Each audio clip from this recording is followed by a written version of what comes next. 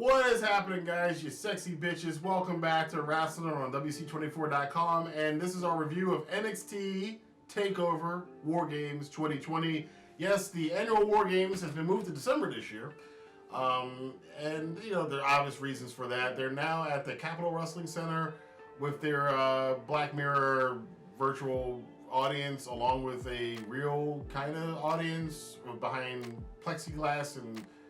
The setup is a cool setup, but it's a weird setup. It's just it throws me off.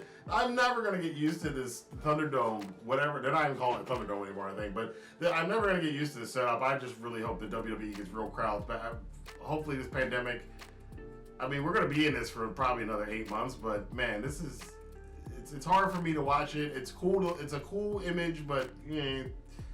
It's just it's overproduced, and WWE is always overproduced, which always takes me out of the shows. But this show, however, I think because a lot of it was shot within the War Games, looking out, and you had all the steel, I think it put the focus back on the wrestling, and I'm not just distracted by all the crap that's around the ring. So I think that helped me really enjoy the show a lot more. So we started off with the women's War Games match, and I will voice my opinions about having 2 War Games matches on the same show. This is a general thing with WWE, but on this show, I didn't mind it too much because both of the War Games. The fortunate thing about NXT is that NXT's matches are usually really, really good, so you don't mind so much that you see some repeats.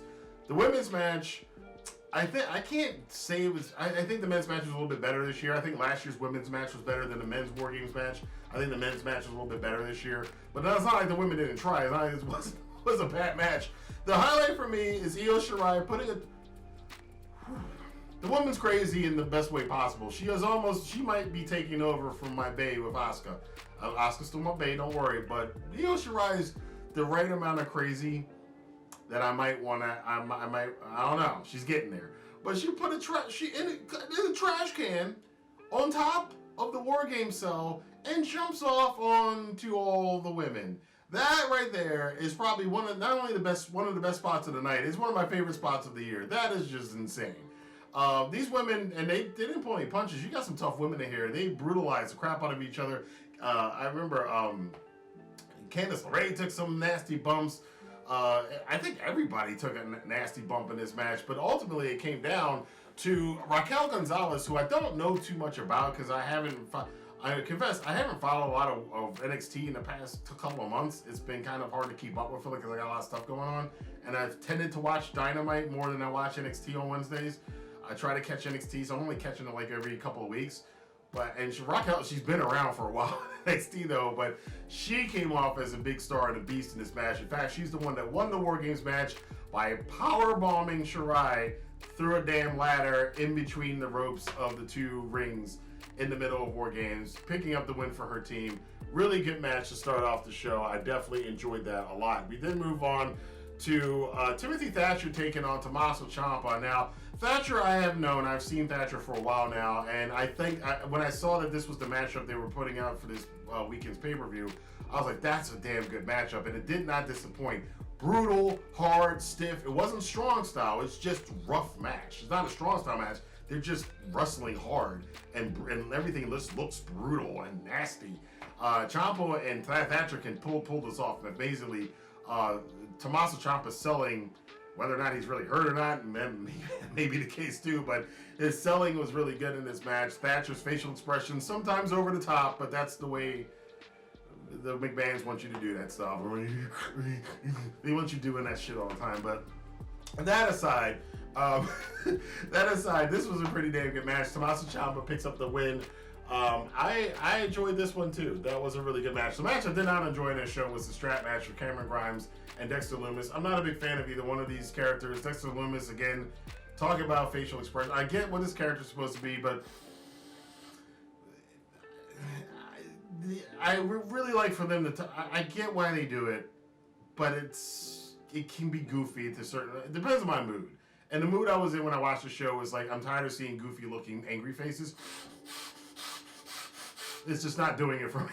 It's not doing it for me. And Rick Grimes' brother, long-lost brother, Cameron, lost from the apocalypse, kicked out of Alexandria. Daryl doesn't even want to be friends with him. Poor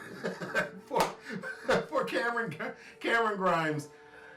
I don't know. This trap match wasn't very entertaining to me. I really didn't. I wasn't feeling it. And plus, it wound up with a schmodge finish because both of them lost the match. So that one I think you can skip. Then we get to a pretty good match. For the North American Championship, I always want to say Leo Rush when I say this kid's name.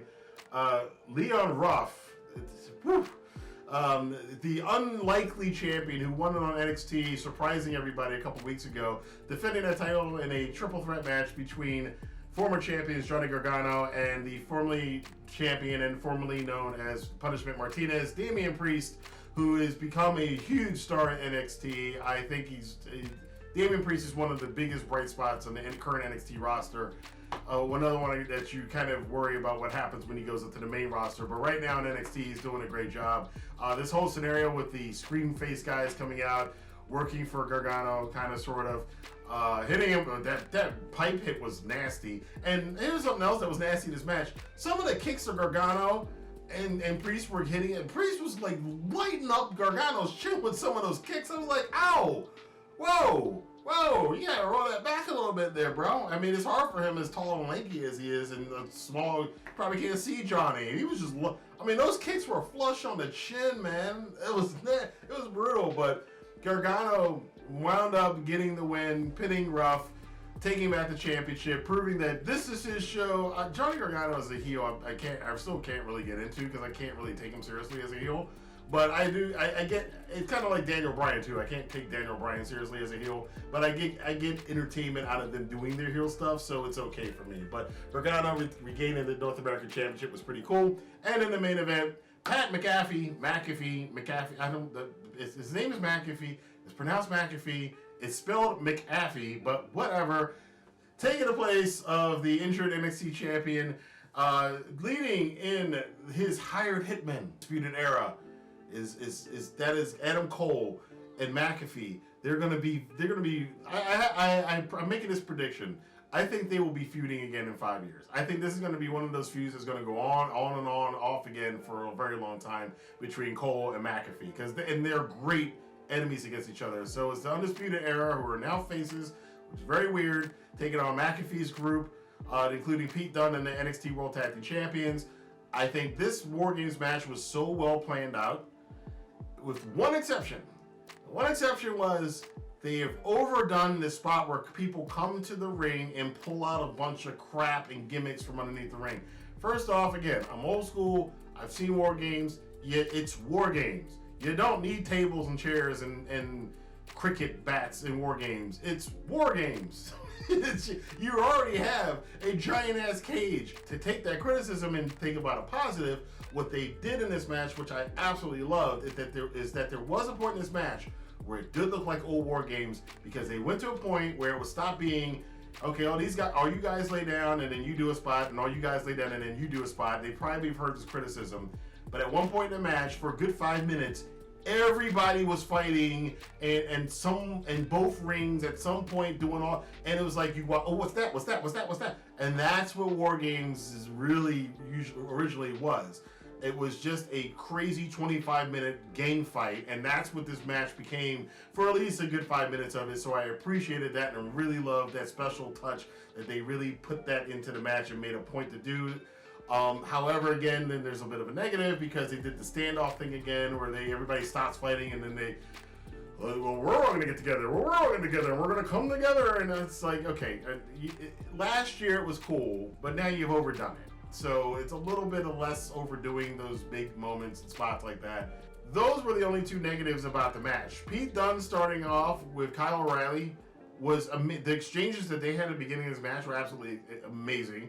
Bobby Fish came in, he's lighting stuff up. Oni coming at I can't even describe it. There's so much that happened in this War Games match that is just absolutely amazing. The best thing for you to do is just go watch it. I'm just giving you my opinion of it, and my opinion of this match is absolutely amazing.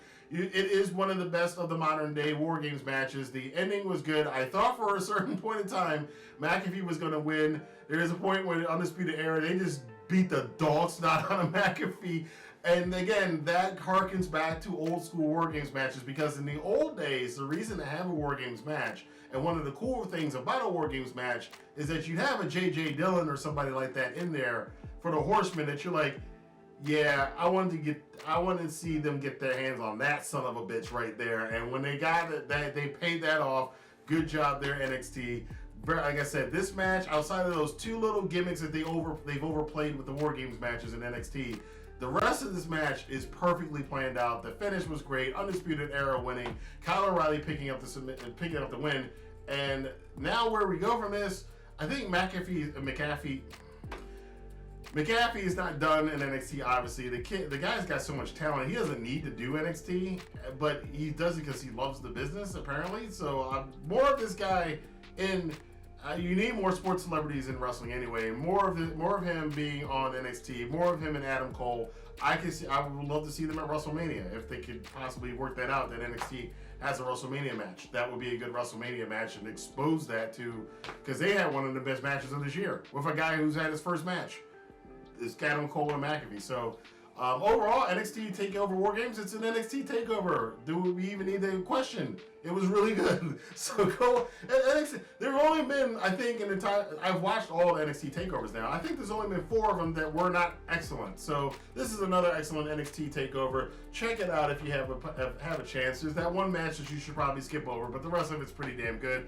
I want to know, however, what you guys thought about it. Let your voice be heard in the comment box below. Of course, also help out the channel. Smash, dropkick, powerbomb, or put a trash can on your head and leap off the top of a cage onto the like button and smash the crap out of it, and because it helps out the YouTube algorithm, helps the channel be and the video be found. So I definitely appreciate you guys doing that. I also have a Patreon page too now for more exclusive videos. You can check out the link down below. Sign up for the Patreon. We will be doing exclusive videos every single month for the Patreon subscribers. But until then, I will see you guys for more news, rumors, and reviews right here on Wrestling for WC24.com.